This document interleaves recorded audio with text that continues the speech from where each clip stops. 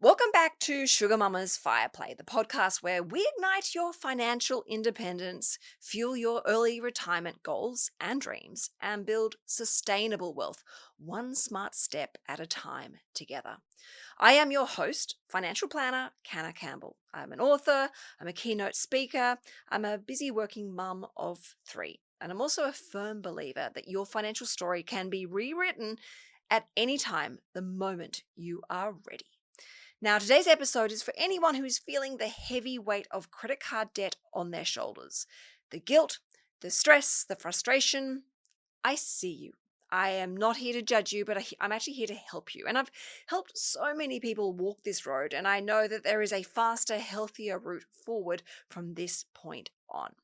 So, we're going to talk about how to pay off your credit card debt for good using my hit list strategy, a method that has helped thousands of people around the world break free from the toxic credit card debt cycle. And yes, you may pay a little bit more in interest, but the payoff emotionally, mentally, and financially is enormous because this strategy doesn't just fix the numbers, it builds the habits, the motivation, and the mindset that actually makes debt free freedom last forever. And once you're debt free, I'll show you exactly how to harness that exact same energy to create your next financial chapter, one that is filled with confidence, security, and most importantly, financial freedom and independence. So let us begin.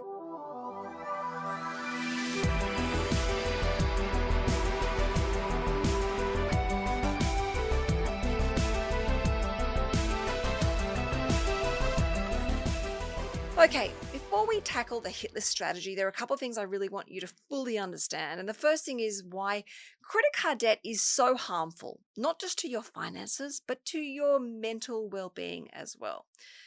Credit card debt isn't simply a balance, money that you owe. It's actually a barrier, like a brick wall. It stands between you and the life that you're meant to live. It doesn't just drain your bank account, it drains your energy, your motivation, your focus, your clarity. And it can really damage your credit score, restricting your borrowing power, which could potentially mean that you can't afford to buy or afford to borrow the right amount of money to buy your dream home. And of course, it can cost you thousands, sometimes even tens of thousands of dollars in interest every single year. So if you take, say, $10,000 on credit card debt, being charged at 22% per annum in interest, which is not unusual, that is $2,200 a year.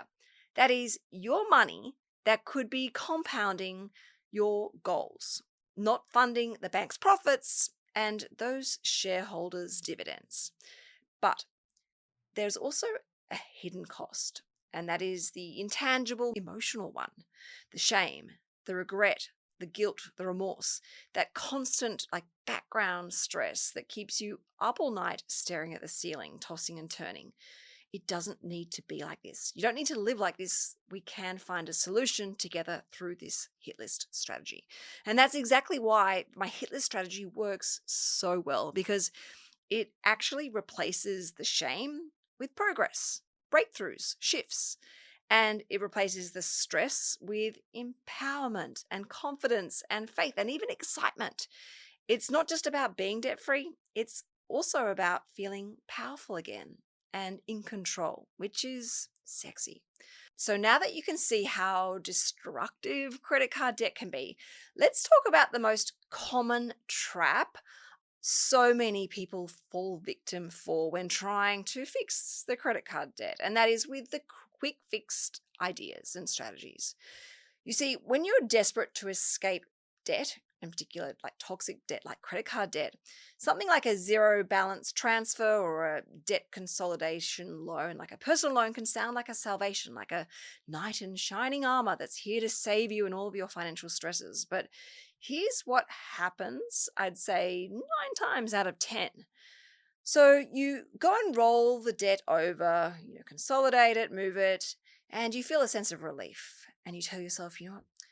Great. I've got a year to deal with that. I'll deal with that later. I'll chip away at that $10,000 of credit card debt through the year. In the meantime, I can just kind of live my life. And the thing is, rarely that actually happens.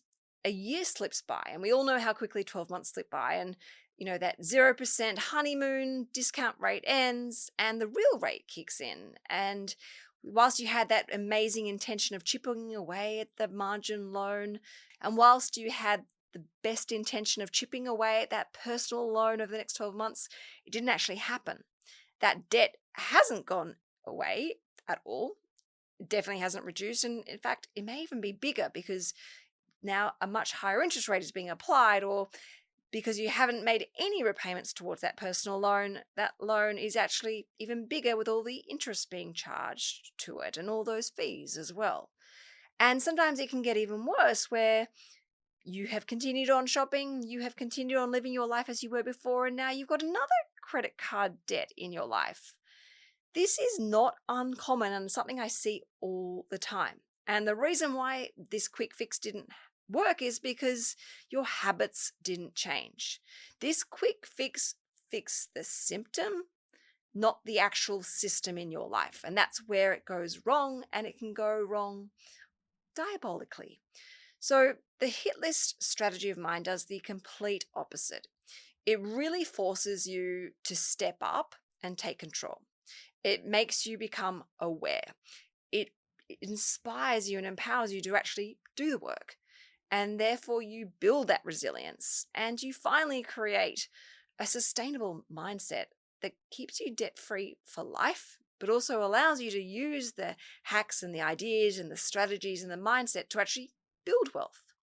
So let's walk through the hit list strategy step by step so it's really easy for you to follow. Step 1 is to write down every debt that you owe, from the smallest amount of money that you owe to the largest amount of money that you owe. Seeing these numbers in front of you in black and white is very confronting and it's uncomfortable, but it is the clarity that gives you power. Now, we'll focus on the smallest balance first because progress fuels the motivation to keep going. It's the smallest debt is going to be the easiest and the quickest to get out of the way. So your list might look like this. Visa, $500. HSBC, $1,800. MasterCard, $2,300. Virgin, $5,500. Amex, $12,800. See how they're written from the smallest amount owed to the largest amount owed. And knocking out that smallest debt, which would be the $500 Visa in this example, gives you the momentum and the confidence to quickly move on to the next. And as I say, it's like juggling balls. You can quickly get one ball out of the air. It will be suddenly so much easier to juggle the remaining amounts. Step number 2 is to cut your cards up. Okay, if you're in credit card debt, you are officially on a credit card cleanse. I want you to remove the temptation of these cards out of your life completely. So you need to change any automatic payments that you have on your credit card and switch them over to a debit card or coming directly out of your everyday bank account. From now on, you only can use cash or your debit card to pay for things. You cannot put anything on your credit card at all. Step number 3 is to set up minimum automatic repayments to each of these debts. You need to keep your debts quarantined so that it doesn't grow, which means making sure each repayment covers at the very least, the interest repayment on each of these debts. So I recommend automating them right after payday so that they are dealt with and handled before you can go and spend that money elsewhere. So for example, if you get paid on the 1st of every month, I would have all your minimum credit card repayment plans to come out on the 2nd of every month. So this is really important. You set it up and it's set up automatically so there are no excuses and you cannot forget this important priority. Step number 4 is to do a brand new budget, or if you haven't done a budget before, to do your first budget. The reason credit card debt builds up is normally because of overspending without awareness. So I recommend sitting down and doing a proper budget so you can see where your money goes and where your money is being wasted and is leaking out of your budget. Now, if you would like my help, I'm more than happy to help you. There is the SugarMamma Budget and Cash Flow Academy where I teach you how to create a sustainable budget. I show you how to create a money system, and this also includes a one on one session with me so that we can build and plan your budget together. Now, I'm going to link in the podcast notes exactly how to enroll, what it involves, and why it's so different. But I give you all the tools and all the lessons in a podcast format, in a video format, and it's actually really liberating. It's a system that I follow myself personally. So they'll be in the podcast notes. But my point is, you must have a budget. Now, step number 5 is to keep that hit list that we just wrote in step number 1 always visible. I want you to look at that hit list on a daily basis, and I want you to set some small target dates for each of those debts. This daily focus means that your brain is completely wired towards progress and helps you spot all of those old habits that always try and creep back and undo all of our hard work. But by looking at it every day, even twice a day, morning and night, this will really help you stay motivated and focused and really aware of the old habits so you can jump on them and stop them dead in their tracks. And that's how we start to rewire our brains. Step number 6 is to cut back ruthlessly and redirect those savings. So, as you're doing your budget, look at things that you are wasting money on. So, cancel any unused memberships, skip those takeaways, unsubscribe from services that you no longer use or need. Every single dollar that you can free up needs to go towards paying off the smallest debt on your hit list. So if you cut, say, a $30 per month subscription, I want you to increase your automatic repayment plan by $30 to the first payment. They may seem like small amounts of money, but every little adjustment has a huge impact in building momentum. And you'll feel so much more inspired when you see these debts coming down faster because every single dollar really does count and every dollar has a job. Step number 7 is to find some extra income. If you can, try and create some extra income in your life that you can again put towards that smallest debt first as a priority. So can you take on an extra shift at work? Can you do some freelancing work? Are there some things that you can sell? Could you negotiate a pay rise? Is it time to maybe look at a new job? Every dollar that you can get, put it onto your hit list with the first one, the top of your list as your number 1 priority. The faster you see the progress, the faster you're going to finish. So these little boosters really make a massive difference. Step number 8, review and repeat. Every time you make a repayment, whether it's a lump sum or increasing of an automatic repayment, I want you to go and check the debts, how much you owe, and then go and update your list. Seeing these balances shrink is so addictive. And when that debt is gone, so for example, the smallest one on your list, you roll its repayment onto the second smallest debt, which is on your list. And you keep going from the second to the third to the fourth as you start paying the top one on your list off. And get great satisfaction, by the way, ticking and crossing it off. But my point is you keep repeating this until you are completely debt free. Now, that brings me to step 9, eliminate temptation for good. The moment you are debt free, cancel all of your cards if you have not done so already. And I should point out the moment you've knocked someone off your list, a debtor, cancel that card immediately. So in the example we had, that moment that Visa card of $500 is paid off, I would call up Visa and cancel that card. So they should technically be already canceled as you work through your list. So this is incredibly important. And you may get to the point where you realize you don't actually want a credit card at all because it doesn't serve you, or it's actually more of a hindrance than a help. And I want you to replace that idea that emergency credit is what emergency money is, because it most definitely not. I want you to use all of those funds that you were using to pay off your credit card debt to actually build an emergency fund, not emergency credit, an emergency fund. Ideally, as an absolute minimum, you should have about $5,000 to $10,000 always set aside. And as I said, you redirect all of those old repayments straight into this fund until the moment it is fully restocked. Now, this is where things can get really exciting because your wealth journey after debt looks really exciting. The moment you are no longer sending hundreds of dollars each month to credit card companies, I want you to redirect that same cash flow to start building your financial future. So there are so many different things you can do, and it's really up to you as to what inspires you and makes you feel excited, but also what makes you feel safe and secure and stable. So here's a couple of ideas. Why don't you start investing? You could start your own $1,000 project.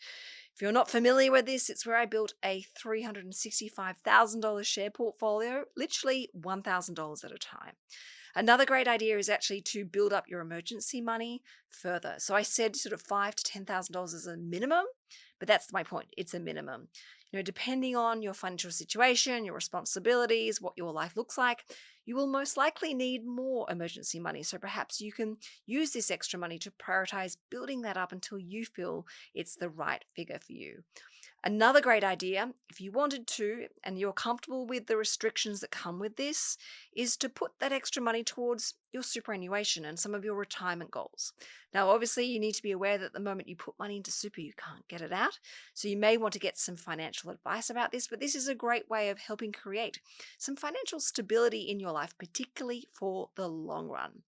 Another great idea is using this newfound cash flow savings that were previously being used to pay off debt to start building assets. So you could use this money now to start saving for a deposit for your first home, or to upgrade your home, or to pay off the mortgage. Or perhaps you might want to use this money to launch a side business or a profitable side hustle that's going to add more value to your life. The point is, debt freedom is not the finish line. It's actually just the starting point of your wealth journey. You have learnt the discipline, you've built the self control, you've discovered the power of patience. And these are the exact same traits that actually can help make you a brilliant investor and someone who is really smart and savvy and respectful with money. So, as we wrap up today's episode, please promise me this: you will never repeat old habits. You will learn from the mistakes that come from reckless spending on credit cards. From this point forward, money is your ally, not your stress. So if you are in credit card debt, here's your challenge. Create your hit list today. Face your numbers front on, head on. Take full responsibility and accountability. You got yourself there, you'll get yourself out of here. And write everything down, the smallest to the largest. And you pick your smallest debt first and start hitting it hard, one payment at a time. This is not about punishment at all. It's about progress. And every repayment that you make is a statement to yourself and the universe saying, I'm taking back control and doing things very differently now.